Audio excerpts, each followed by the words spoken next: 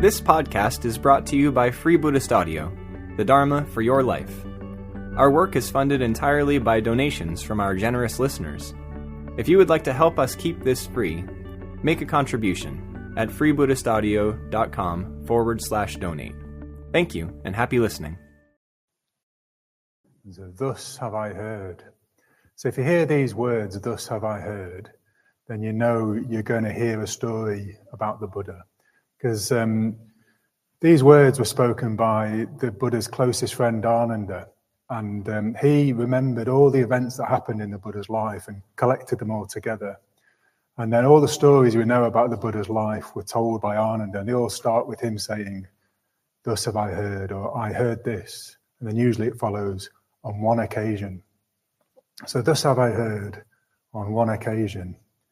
So this is a story for about 2,500 years ago, about 500 BC, in northern India, in a region called Kusala, north of the river Ganges. And there's a Brahmin, a kind of religious man from the Vedic tradition, walking along a road, a kind of trade road between two important cities. And Dona's walking along, and he can see ahead of him another man walking along. And he's following this man walking along. And he's looking down at the floor, and he starts to notice there's something different about the footprints of this man. When he's following the footprints of this man along this dusty road, he can see what looks like spokes and a wheel being imprinted in the footprints in this dusty road. So this is really like what's going on. Dona's thinking, what is this? I've not seen this before. And it's before the days of like branded footwear where you'd have a kind of Nike symbol or an Adidas symbol. This was two men walking barefoot along the dusty road in India. So he decides to follow these footprints and to follow this man because he wants to know what's going on, what's happening.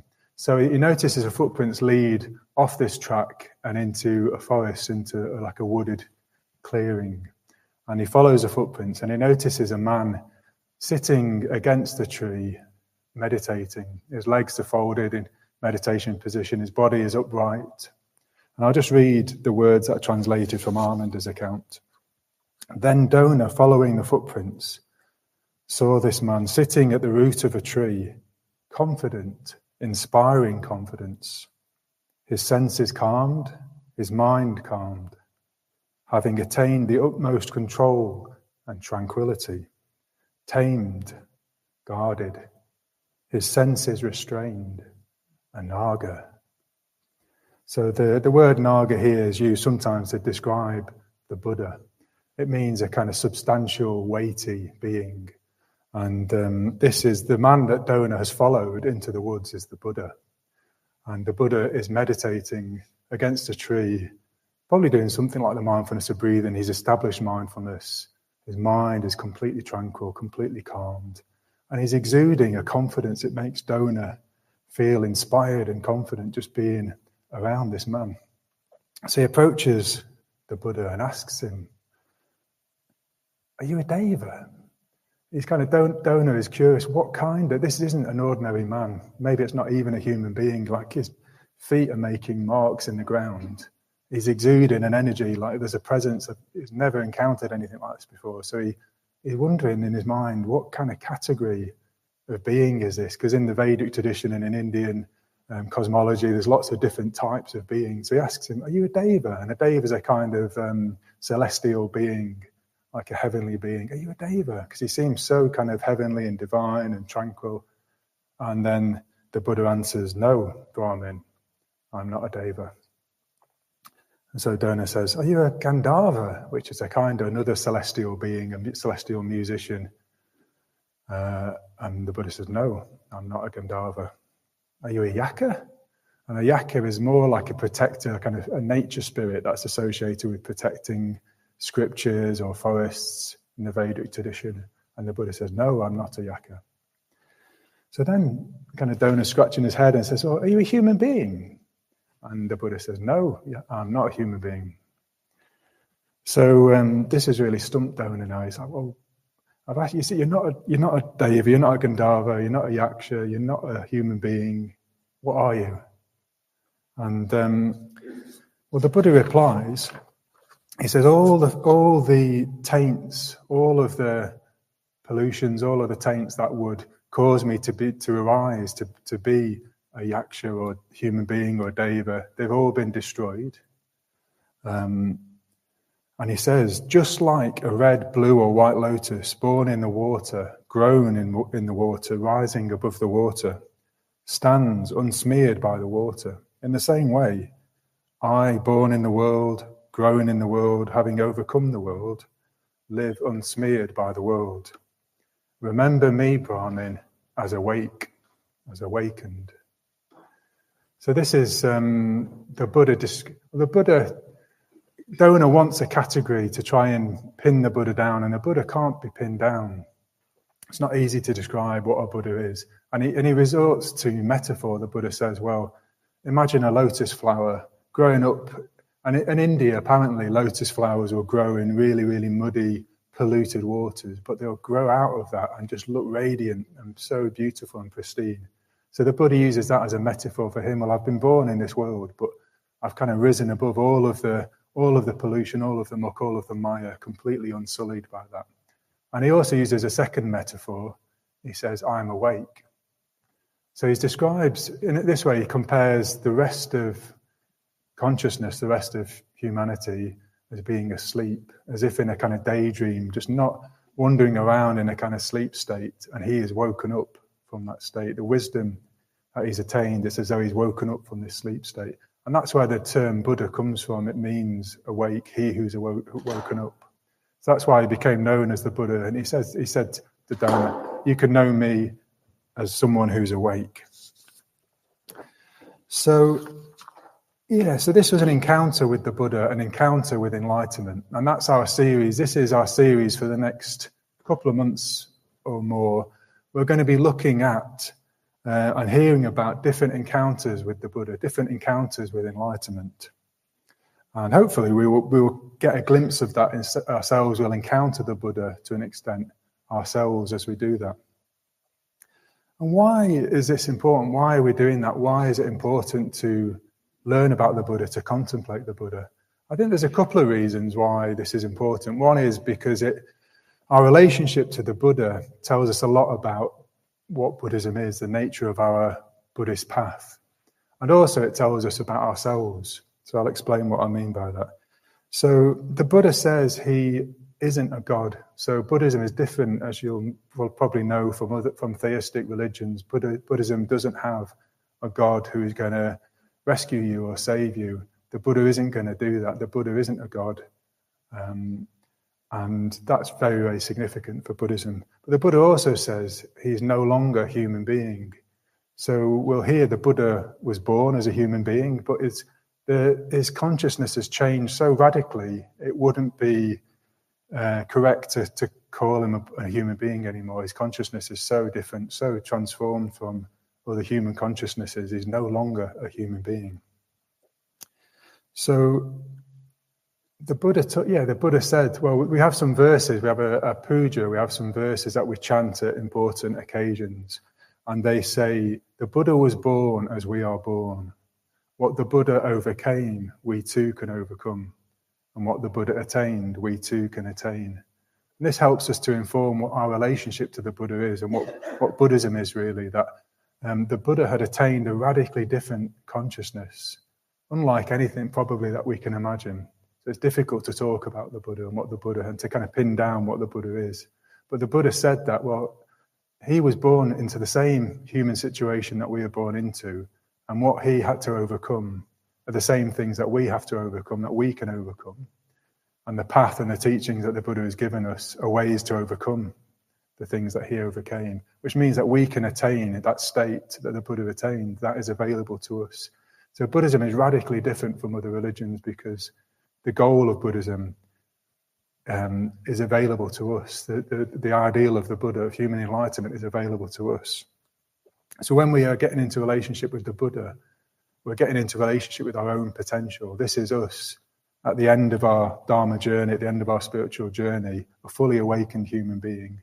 If we continue to practice the Buddhist path, this is what lies ahead. And each step of that path, we become more awake, we become wiser, we become kinder. So the Buddha, in exploring what the Buddha is, we're both exploring the nature of Buddhism, but also our own potential. So each week as we encounter the Buddha and get glimpses of the Buddha, we'll be getting glimpses, hopefully, of our own potential qualities, our own potential. So, the Buddha used metaphor to try and evoke for people a sense of what the Buddha is. And as well as metaphor, I think the stories that the Buddhist tradition hands down to us are a brilliant way of getting to know the Buddha. As I mentioned, Ananda, one of the Buddha's closest friends and disciples, has captured lots and lots and lots of these stories of the Buddha, loads and loads of them, and there's some wonderful stories, wonderful accounts of the Buddha, just walking along barefoot along the dusty roads of India and encountering different people. And if we can bring those stories alive and enter into those stories, the Buddha comes alive through those stories, those interactions come alive, and it's as though you're there, kind of witnessing or interacting with the Buddha. And we can get a glimpse of what it might have been like, what it might be like to encounter the Buddha. So over the coming weeks, we'll hear stories of the Buddha meeting people and responding to them in different situations. And sometimes he shows tremendous kindness or generosity when he meets somebody. Other times he's demonstrating tremendous strength or forbearance. Sometimes we'll hear about his death and illness, how he faced that. Sometimes what you get a sense of is the Buddha's sharp mind, the sharpest of minds and intellects, and the clearest of teachings that he's able to give to people. Other times it's just always an uncanny empathy, where he's able to just really judge or get a sense of what the person he's meeting, who they are, where they're coming from, what they need to hear. It's amazing empathy that the Buddha could have, where he could really meet people and then respond with just the right teaching that they needed. So as we hear these stories, we're going to be encountering enlightenment in the weeks to come. And what I want to do is recommend some books about the Buddha. So this book is simply called Encounters with Enlightenment. And I read this probably about 20 years ago, something like that. It's out of print now, but Hilary, who runs a bookshop, has managed to get some copies, and they're in the bookshop at the moment. And Vimala Dasa has managed to persuade Windhorse to let us have an e-copy of the book, PDF copy for free, which we'll be sharing. And this is stories of the Buddha retold, and they're wonderful stories. I also recommend The Life of the Buddha by Nyanamoli, Bhikkhu Nyanamoli, and Gautama Buddha by Vishvapani. Some really, really good books about the life of the Buddha. If you like these stories and you want to know more about it, then these are the books to read. Okay. So stories are a really, really wonderful way of getting to know the Buddha, getting to know enlightenment, what it might be like. And also just kind of those, as we contemplate the Buddha, those qualities of the Buddha become stirred in us. They start to wake up in us. The qualities of kindness or wisdom or compassion become stirred and activated in us as we encounter the Buddha. The Buddha really came alive for me as well when I went on pilgrimage to northern India. So this was back in 2011, and it was the first pilgrimage that we'd organised from the Sheffield Buddhist Centre. There's been a few since then, and there might be one in a few years' time, so keep your eyes peeled for that. But going to the place where the Buddha actually lived and these events actually happened, it really, really changed my relationship to the Buddha. It's like much, much more real. Those events became much, much more real, just kind of living and breathing that same air, that same environment. So I'd really recommend going on a pilgrimage. It's a really good way to bring the Buddha alive. But also puja, ritual, mantra, meditation. We'll be bringing those elements into this series as well. So we'll be exploring different ways of meeting the Buddha and bringing the Buddha alive. And during the course of this series, asking, well, what was the Buddha like? What is the Buddha like? And can these stories inspire me to bring those qualities into my daily life? You could be asking yourself that. Another good question is, what would the Buddha do in this situation? If you find yourself in a tricky situation in your life, well, how would the Buddha respond to this situation? What would the Buddha do? Sometimes that gives you a really good clue as to what to do in this situation, how to respond. What would the Buddha do? Okay. So we're going to be accompanying the Buddha each week on his travels as he walks along these dusty roads of northern India, meeting people, encountering, and they encounter the Buddha, they encounter enlightenment and respond in different ways. But tonight, our journey begins where the Buddha's journey began, with this phrase, the Buddha was born as we are born. So I want to take us back to the early life of the Buddha, before he was enlightened, to where his Dharma journey began, to where, in a way, where Buddhism begins, with what's called the four sights. It's a story from the early life of the Buddha, and it's a story where the Buddha is really, really transformed by seeing four sights. So we're told that the Buddha was born approximately 500 BC, so approximately 2,500 years ago, in northern India. And he was born into a clan called the Shakyan clan, and these were a proud warrior clan. They were a fierce, proud warrior clan. And the Buddha was born as a prince. He was born to the king of this clan, the king Suddhodana and Queen Maya. So he was a prince. He was called Prince Siddhartha. That was his name. And when he was born, we're told that a wise man made a prophecy, a wise seer prophesied that at a certain point in his life, two paths would open up for Siddhartha. And either he would become a great ruler, a great world-ruling king, or he would become disillusioned with wealth and power, give it all away, and become a spiritual master and a world teacher. So when this prophecy was made, King Suddhodana, the Buddha's father, Siddhartha's father, was determined it would be the first path. He was going to become a king. He was going to become a ruler like himself. So he tried to engineer things and create an environment where that would happen. And so he tried to give Siddhartha the best training in combat as a warrior, the best training in things like politics and economics to become a ruler, to become a king. And he tried to give him the most pleasurable life he could have, the best of everything. So they lived a wealthy life in palaces. He had, the best entertainment that was possible, musicians, the finest food, servants, lovers. And when it was time for Siddhartha to be married, a beautiful princess was found for him, Princess Yasodhara, and they had a son together, Rahula, Prince Rahula. So Siddhartha had the best of everything. He had the best life, the best that life could offer. But for Siddhartha, something was amiss. He wasn't content. He was restless. He became uneasy in his life. He became agitated. Everything seemed hollow to him. Something was missing. Something wasn't right. And he had this urge, this longing, this urge to go outside the palace and to look for answers. So he asked the chariot driver, who was called Channa, to take him out into the city and to take him out. And he just wanted to go out. He wanted to look, to see what he could find, just to look for answers. And he was taken out into the city. And then he saw something that took him aback, something he had never seen before. And it startled him. He said to Channa, "What is this? What is this, Channa? What is this? What is this?" And Channa said, "Well, that's an old person. That's an old man. He's lost his hair. He's lost some teeth. He's wrinkled. He's kind of bent over. He's using a stick to walk. That's someone who's old. That's an old person." And we're told that Siddhartha had been so sheltered by his father, he'd never seen an elderly person before, and he was really taken aback by this. So he asked Channa, "Well, is this going to happen to everyone? Does this happen to everyone? Is this going to happen to me?" And Channa said, "Yes, old age happens to everybody. Will it happen to my wife, to my son, Rahula?" And Channa said, "Yes, this happens to everybody."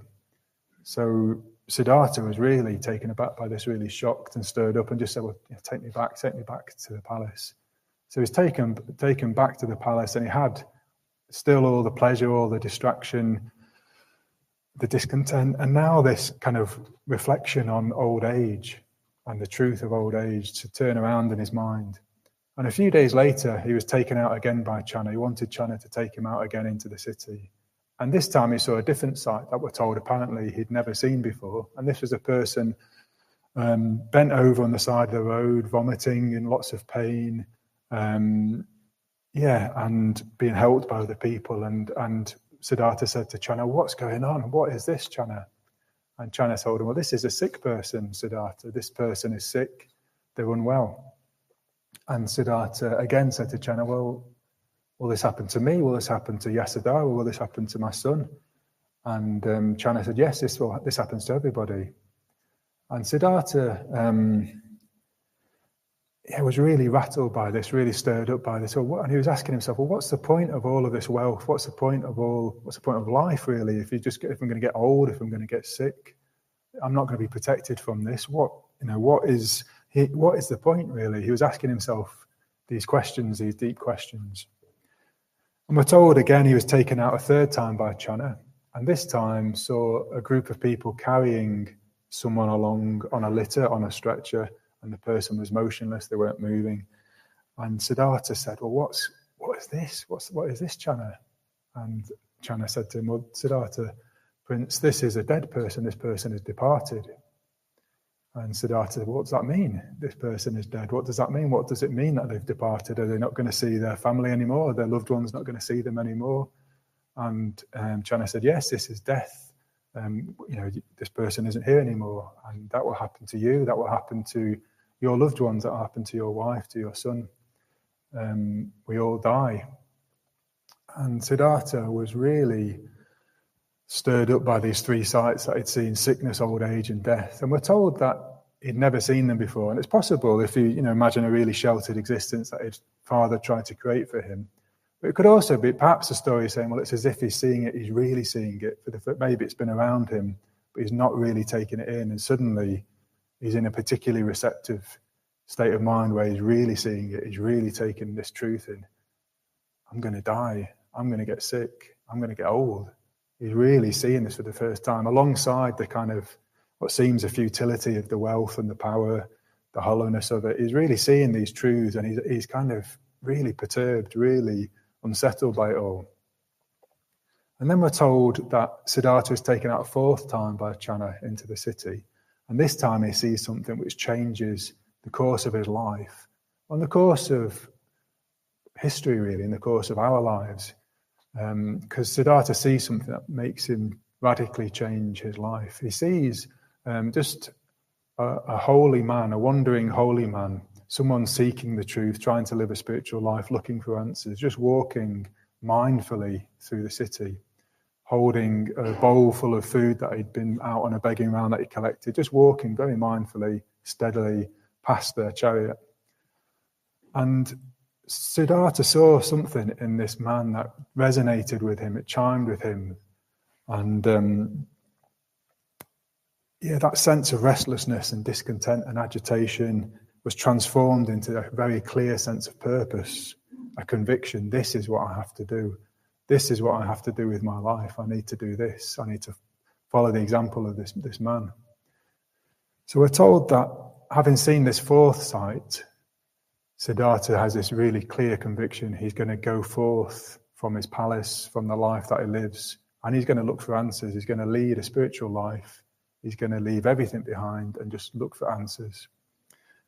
And we hear different accounts of what happens. Some accounts say that his parents try to stop him. They're very distressed. Other accounts say he slips out in the deep of night while everyone's deep in sleep, and Dave has opened the doors for him so he can leave without being disturbed. There's all kinds of kind of stories about and tales about how this happened, but the Buddha goes forth, he leaves the palace behind, and he looks for answers. He gets to the edge of the kingdom, the edge of his kingdom, cuts off his hair, swaps his robes with the clothes of a beggar, and looks for answers. He begins his spiritual quest. And we'll hear next week from Sangha Gita what happens next for the Buddha on that quest. But that is the start of the Buddha's journey. And you could say it's a universal story, really, because you could see in that story similar dynamics to everybody's spiritual life in a way. And you could say that the Buddha's metaphor of being asleep, it's these truths are around us all the time. Reality is there all the time, but we're distracted. And we're kind of sleepwalking through life. We don't really see these truths. And we keep ourselves distracted from them, particularly in our culture. We don't really want to think about old age. We try to, there's all kinds of industries trying to stop old age. And we certainly don't want to think about death. We don't see death. in our society in the same way as they might do in Asian cultures where you would see a dead body. We don't encounter death. We keep it all at arm's length. And we're able to distract ourselves in the same way that Siddhartha was able to be distracted all the time. We can just have the next TV series on demand. We can, we feel that discontent, that, something's not right. Well, let's order something on Amazon and it'll come tomorrow and I'll feel better and I'll be distracted. And we can just have, the whole industries of distraction. We can keep ourselves distracted in that palace and never have to go outside of that palace and look at the four sights of life, really. We don't have to look at that. We can just stay distracted. But at the same time, there might be a sense of hollowness or of agitation or discontent. Something is missing, something's not right. But without that fourth sight, it's probably still going to stay in distraction. And our previous wheel series at Sanganite was a wheel of life. We'll stay on that wheel going round and round unless we see that fourth sight, something that leads us and leads our life in a different direction. So all the time, reality is around us, but we're sleepwalking through life, we're not seeing it. But maybe occasionally we get jolted out of that, we get jolted away just for a moment. It might be a brush with sickness or with death or aging, or reality is calling to us like that wandering holy man walking past us. We might see something of truth or beauty or read a passage in a book or something like that, just stirs us and makes us want to move towards a spiritual life. So I think it's important to reflect on this story of the Buddha and the four sights and reflect on them in our own experience. And when we encounter sickness and notice aging, maybe when we encounter death, we can reflect on them and wake up a little bit more. I think in the Buddha's case, he jolted awake. In my case, and maybe in your case, it seems to be more gradual. We kind of encounter these things and gradually, through contemplating them, wake up to these truths more and more deeply. We need to keep contemplating them. So in terms of old age, and I think, what I want to do is just share some of my experience of these four sights with you and keep an eye on the time as well. So in terms of old age, when I was a young man, the Buddha describes it as being intoxicated with youth. Like, I just couldn't imagine I would get old. I just couldn't imagine aging or being old. I knew people got old, but I couldn't imagine that happening to me. It's just, I would live just intoxicated by that youth, really. And health as well. You can't, and it's still the case when I'm healthy. I can't imagine not being healthy. Just get intoxicated with that health. But when suddenly you're not healthy, it's terrible. And then you're healthy again. Yeah, it's like you're intoxicated again. I'm healthy, and you forget all about sickness, don't you? I suppose I had quite a close brush with ill health recently. I've had a family member who's had a life-threatening illness recently. So I've not been at Sanganite as much over the last part of this year, while a family member was getting treatment, and it's sobering.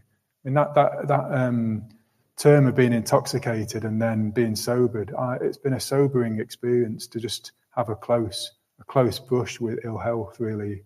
It's sobering. And the same is true of death as well. When a loved one dies or you encounter death, it's sobering. And maybe it's sobering for a few weeks or a few months, and then we kind of go back to sleep or we're distracted again. But it's sobering to encounter these things. So just, a few examples. And I think living a Dharma life, being part of this Sangha, having access to the three jewels has enabled me to get gradually more used to these things, to sickness, old age and death, to gradually get more used to them. The first time I really encountered death, sickness, aging and death, was a friend of mine called Sue Siddy, who died. I don't know when he died, actually. I was trying to remember when he died, but maybe his plaque is on the Remembrance Garden outside, so we can find out when he died, but about 8 years ago, something like that. And he was the first chair of the Buddhist Centre, and he was known for his mindfulness and living a really simple life. He just lived on his own very simply, gave away all of his wealth, really, to fund the centre in the early days of the centre. But when he started to get sick, I came back from my ordination retreat and I heard that he was sick, and I didn't want to see him. It's really interesting. I just didn't want to be around like someone who was such a strong, vital, athletic man who was now sick. And I noticed, after about 6 months, I noticed I hadn't been to see him, and I thought, I used to see Susidi all the time, and I haven't gone to see him. And I realised it's that discomfort of being around sickness and aging. So I made a commitment just to see Susidi every week, and that was a real privilege because he got progressively more ill and passed away, and I was able to witness that and be his friend whilst that was happening, and that was a real privilege actually. Very upsetting for a friend to die, but also just to witness that was a real privilege. And then I hadn't had much encounters with death prior to that, but a few more since then. Our teacher Bhante Sangharakshita died soon after that. And I was able to go and sit with his body at Adhisthana, where we have a retreat centre where Sangharakshita lived. His body was laid out and people could go and sit with his body. So I wasn't able to go to his funeral, so I went and made a point of just going and sitting with his body and meditating with his body, which was a very, very strong and moving thing to do. We don't usually see death and dead bodies, but I'd met Sangharakshita when he was alive, and just to see him no longer alive was very, very strong. Dharmapalita was a friend of mine who was in my chapter, and he came to the Buddhist Centre with a prognosis of like maybe 1 or 2 years he was told he would have to live by his doctors. He went on living about 10 or 11 years after that, and he kind of really confused the doctors why he kept on living, and he was given this name, protected by the Dharma, Dharmapalita, because that's all the doctors could put it down to. Like, he just kept staying alive, really. And but he faced his death and his illness in an amazing way. He never complained about it, and he just always carried on in a really cheerful way. Until one day he came to our chapter meeting and said, I've been told I've got 6 months to live. Kind of still seemed the same, carried on living in the same way, and 6 months later he did die. But very, very, what to say really, just very inspiring the way he approached his illness and his death. Just didn't let it define him in a way. But as a chapter, we went and sat with his body as well at the crematorium, and very strong thing to do. So we don't encounter death very often in our culture, but it's very sobering to contemplate it and to encounter death. What I will say, and I'm going to move away from death shortly, so hopefully you can bear with me if it's getting a bit heavy. A Sangha member, Julian, died recently, just before Christmas. I didn't know Julian well, but he would come to Sangha night and be in the mixed groups. And we heard from his wife that he'd suddenly got a diagnosis of cancer and passed away. And Sanghajiva and I and Mahaprasada and Karmajit went to Julian's funeral. And I didn't really know Julian that well, but it was kind of partly the third and the fourth sight, really, just hearing about him, what an amazing person he was, from people rejoicing and celebrating him. It was really, really moving to hear this celebration of a wonderful man that Julian was. And it was both a third and a fourth sight, really, just being close to death with someone I didn't know that well. Really, really moved me. But also what moved me was hearing about his qualities, the qualities of this very, very generous man who was interested in Buddhism, who went out of his way to help other people. So death, sickness, old age, and death. The Buddha saw these as if for the first time, and it made him question life. And when you get a brush with these things, it can be sobering, and it can make you question, what is life for?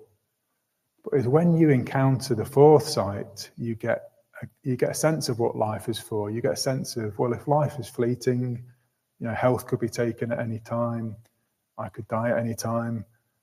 What's the point of life? The point of life is to awaken. You've got this precious opportunity to grow as a human being, to transform human consciousness, to become awake, to wake up from that sleep state and to see reality and to have no separation between self and reality and self and other.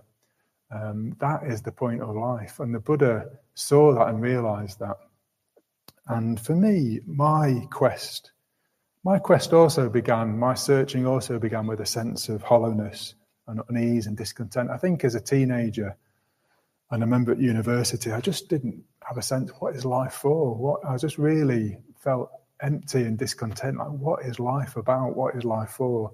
And I remember trying the things that you were supposed to try, relationships and career, and still thinking, this can't be it. What is life for, really?